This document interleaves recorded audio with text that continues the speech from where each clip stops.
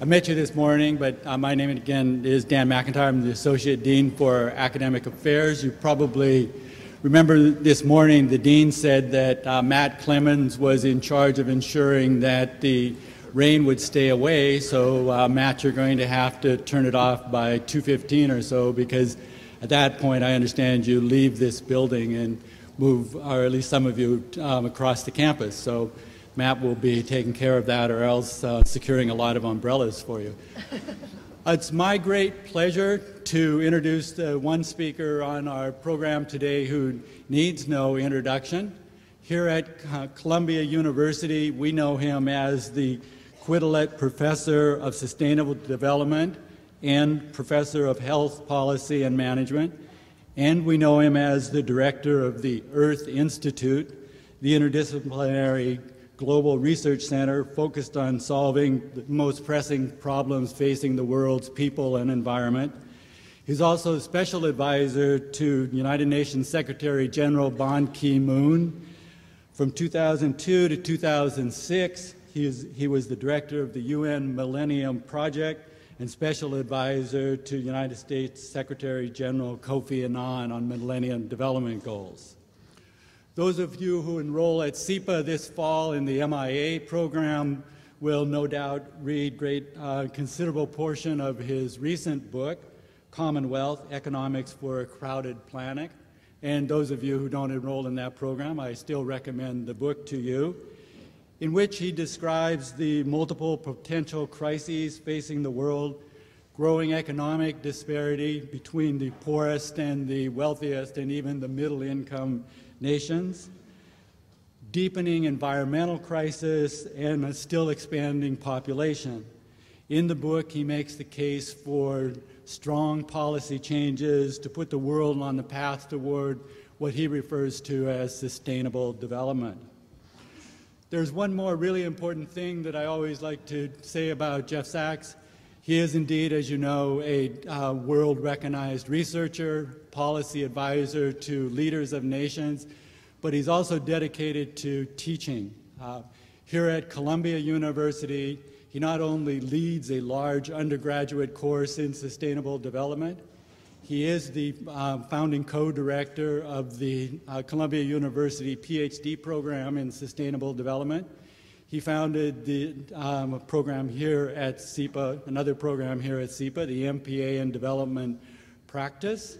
And he teaches each year he leads two SIPA courses on development and sustainable development issues. He is extremely generous with his time with students, and whenever we here at SIPA have a need in a program for someone to give a keynote address, whenever Jeff is available, he is here to speak to us. So, ladies and gentlemen, it's my great pleasure to give to you Jeff Sachs. Welcome. Hi, everybody. I can keep it very brief. You should definitely come. Seriously. Any questions? This is a phenomenal university, a phenomenal school, a unique city, and a great time to be at SIPA. So that's why I'm here, and I think the reasons are really compelling, frankly. We're at a very remarkable time in the world. You're going to be the people that are going to have to sort all this out, because even though you've been sitting at the tables working on energy and environment and human rights and economic policy, you probably haven't solved everything yet this morning. The world's problems are getting more and more complicated.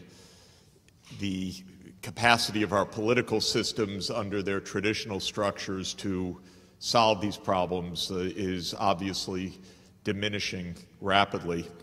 This country is in a kind of nervous breakdown politically, it seems, absolutely unable to do anything except stagger from one day to the next. And I think it's because we have unique, very complicated, growing problems and institutions which are not properly organized for the challenge, and a new set of complexities that our current leaders have not been trained to solve. One of the problems we work on a lot is climate change. There are two approaches to climate change.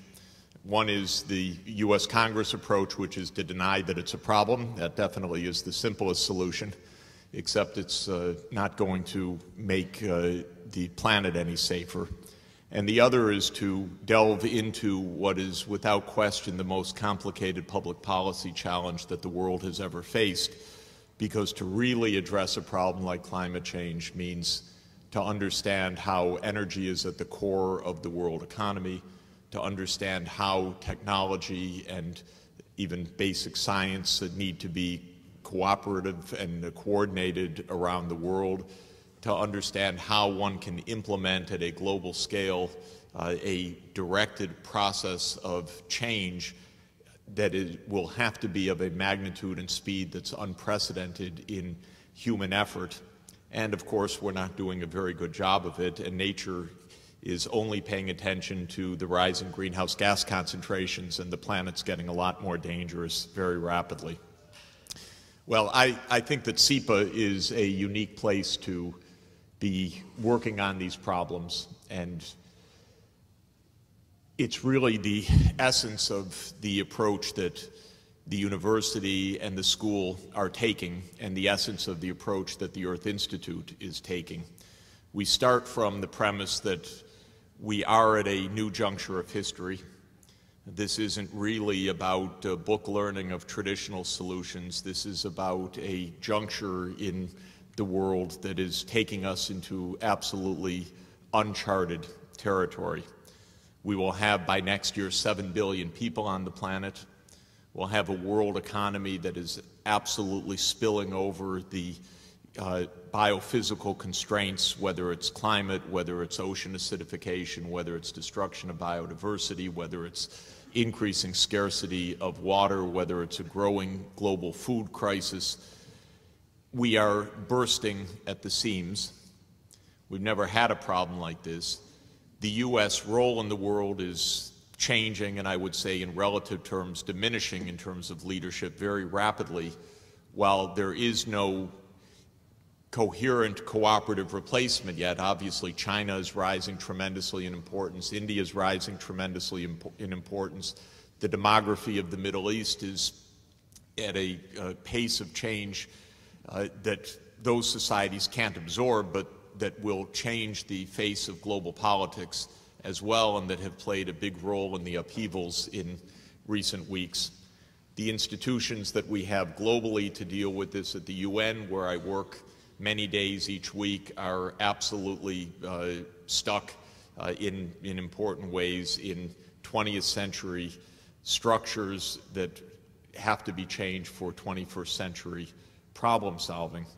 And so we start from the premise that we need a university and a way of thinking and a way of problem solving that makes breakthroughs and that is up to today's challenges and that can't rely on traditional approaches, whether to concepts or to pedagogy itself. And I think that what this means is that universities need to change dramatically. And I'm very satisfied that, as hard as that is, because universities are among society's longest lasting institutions. They're really remarkable creations. They last hundreds or even thousands of years, which is pretty tough in this world. But we're at a time where universities need to change tremendously, and we have a leadership at this university that is committed to that, and I find it exhilarating and very exciting and very promising. Not that anybody knows exactly what to do, because we're all groping as well in how to be effective and how to make sure that the role of the university is evolving rapidly in line with the changing world and changing world's needs and changing needs for you to get the kind of education that will enable you to be world leaders. But I feel that with President Bollinger's vision of Columbia as a great global university, and with my good friend Dean Coatsworth, John Coatsworth, the vision of SIPA as being the preeminent place to study public policy in this rapidly changing global sphere, and with the perch that I'm very lucky to have at the Earth Institute, which is a remarkable initiative of this university, which decided almost 15 years ago now that problems of sustainable development, population, poverty, a planet exploding in resource use, climate change, and so forth, needed to be put at the forefront of thinking in a university-wide, cross-disciplinary manner. When you put those pieces together, what we have is an institution that I believe is at the cutting edge of thinking about these problems, teaching about them, researching them, and doing something about them. And I believe that that doing part is a critical, distinctive characteristic of Columbia and has to be a critical, distinctive characteristic of any great university in the 21st century.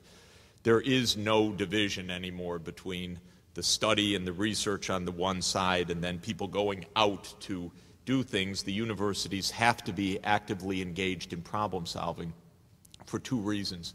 One is that you can't understand the problems without being engaged in them in an absolutely sleeves rolled up intensive way. And second, the universities have unique characteristics, the kind of range of knowledge, the students, the fresh insights that you bring that make universities uniquely capable of solving some of the problems that our governments absolutely are incapable right now of solving. So every time that Columbia, in the nearly 10 years that I've been here, has looked at one of these challenges, it stepped forward. It stepped up. It said, we've got to be engaged, and we've got to be engaged in a very serious way. We'll put on new degree programs. We'll put on new field work, new global research centers, new partnerships with the United Nations, new partnerships with foreign governments, new partnerships with the world NGOs, new partnerships with local communities, doing things that are really very unusual, very much pushing the envelope, but we better be doing that because I don't think we have time to spare. I'm having a great time here, by the way, also, and I think you will as well. These new programs offer tremendous opportunities. One of the fun, exhilarating, difficult, challenging, complicated, nerve-wracking parts of our program is something that some of you may have heard of, but I'll just give it as one example, is the Millennium Villages program, which is a program that is addressing extreme poverty in an integrated, holistic, high-technology manner across now about 15 countries in Africa. And this is a program which is engaging not only the Earth Institute scientists, the local communities, the national governments, the UN agencies, our engineering students who are coming up with the dazzling work, but a tremendous number of SIPA students who are engaged in all kinds of problem solving, data analysis, surveying, community engagement, looking at new institutional solutions across all of the sectors that we're working in: agriculture, public health, education, and so on. We have, as Dan just mentioned, a wonderful new program, the Masters in Development Practice. It has a feature which I think is going to become absolutely part of our daily lives for all of you and for us. We have each week in that program a global classroom where about 25 universities around the world get on a video conference together. It's 8 a.m. in New York when we start, 8 p.m. in Beijing, and 20 campuses around the world in between. And we have some world luminary that participates from some part of the world, talking to all of the students, and then a group discussion that is truly a worldwide discussion and reminds us very vividly, as vividly as is possible, we need global problem solving and global understanding. And now with technology, it's just incredible what, of course, what can be done. So my advice to you, truly, honestly, haven't had a chance to talk to each of you individually, but if I did, I would tell you this is a great place and a great opportunity. And I'm very, very pleased that you are entering the field of international public policy, public administration. We need a new kind of leadership to solve a set of problems that are really, really tough. Don't come here for the quiet life. You wouldn't get it at SIPA. You won't get it in New York City. You will get a very busy life, a very complicated one. You will be exposed to every range of challenge and problem. You'll be feeling it on a world scale. But frankly, I can't think of anything better. So thanks very much, and I hope to see you in class in the fall.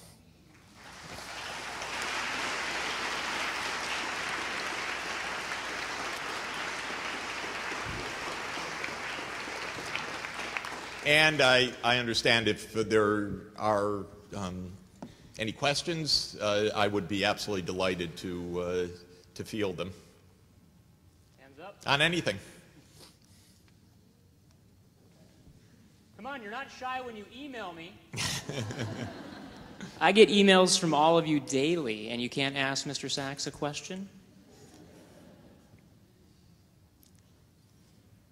What's your quick thinking about the impact of the Japanese nuclear disaster on the future of energy development in the world? Just a quick thought. Yeah. Well, I mean, just when you think things couldn't get more complicated, of course, the tragedy in Japan and the Fukushima disaster has raised the stakes even more, because nuclear is on most lists as part of the solution to the carbon emissions problem. And it is still on my list, but it is on my list with many more question marks afterwards. We have already in this country, of course, 20% of our electricity coming from nuclear. We have some very problematic sites.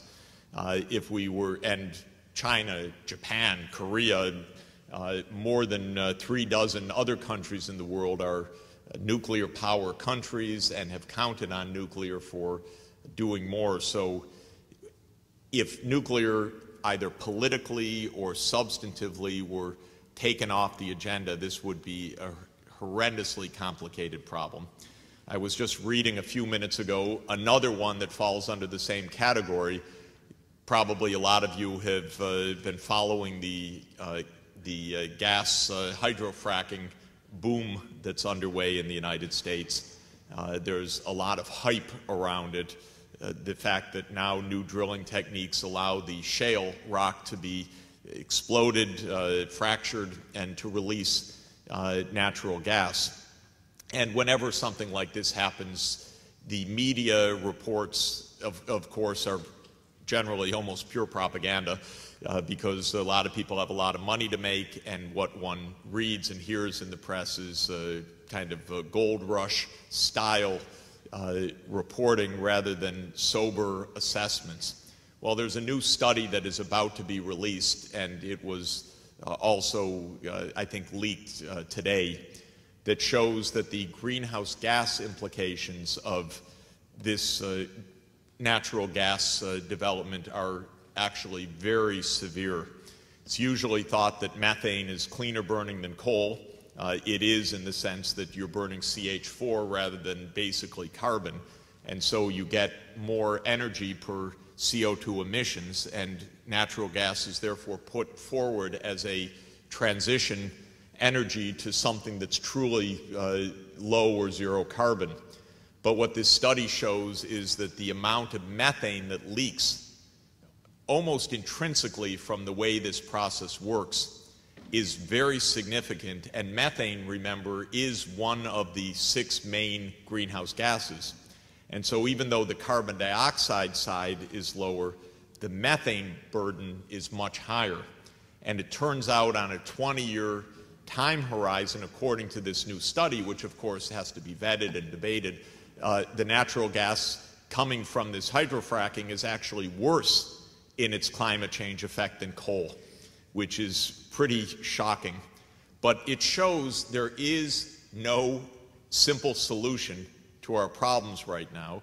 It shows that kind of media hype and knowing a tiny bit about something is not going to get us to the right answers. It shows that unless we have knowledge-based public policy, we're really going to be lost in all of this. And it comes back for me to this unique opportunity, but I think unique responsibility of universities to step forward at a time like this to help sort things out in a way that is science-based, rigorous, unbiased, and thinking for the long term, which I think are attributes that universities can achieve and need to aspire to. Please.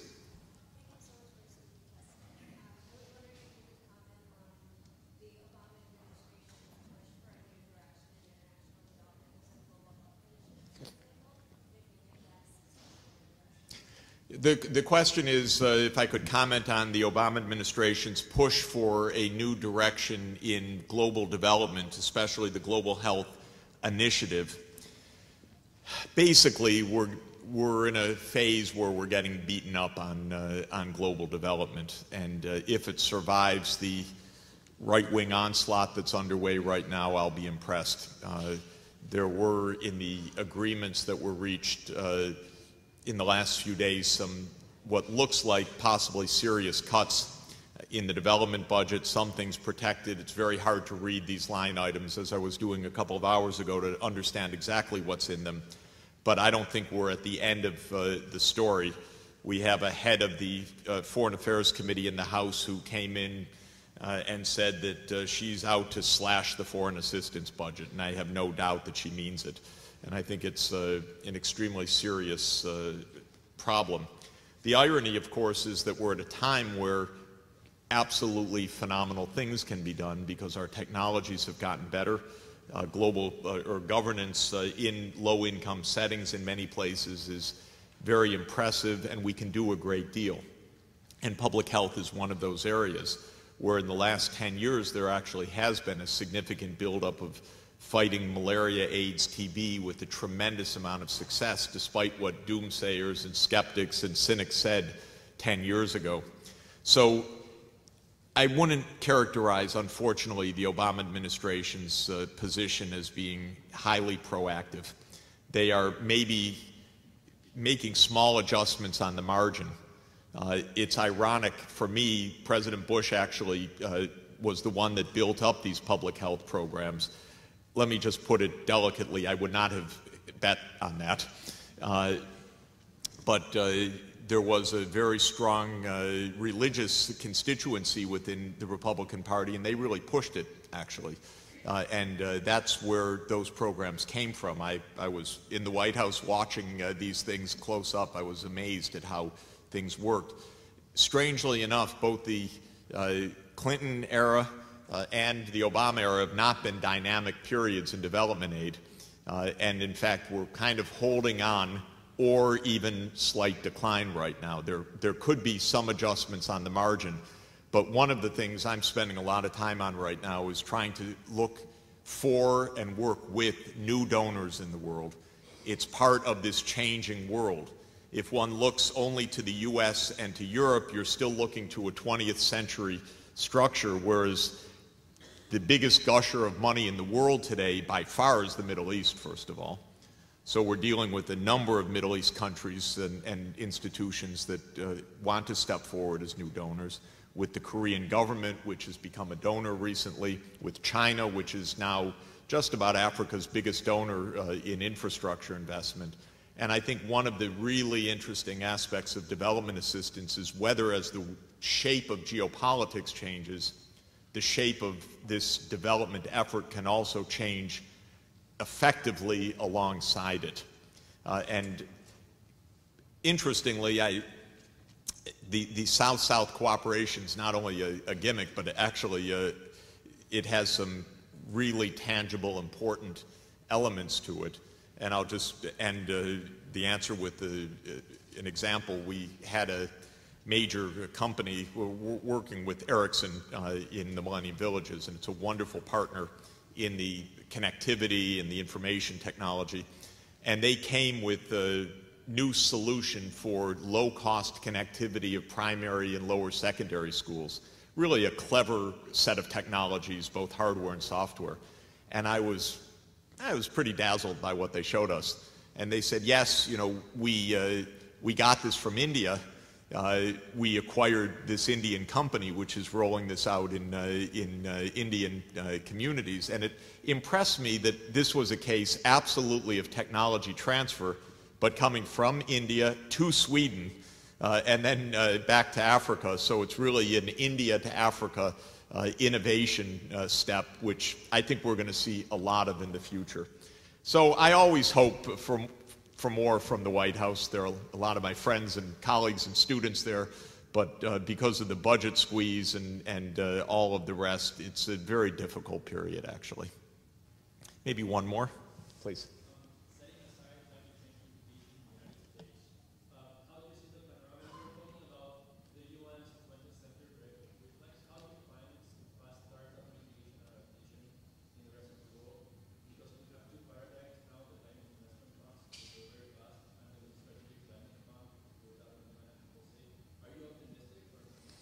Well, so the question is, how do we finance the future of climate change mitigation and adaptation? Am I optimistic? Not exactly right now. Anything on finance, I'm somewhere between mildly pessimistic and ready to jump off the cliff because this is such a difficult period. Basically, so many of our governments, including this one, are just intent on giving tax cuts for the rich and squeezing programs that are needed by the rest of society, that we're in a chronic budget crisis, even at a time of great private wealth. And that has to make one worry about this.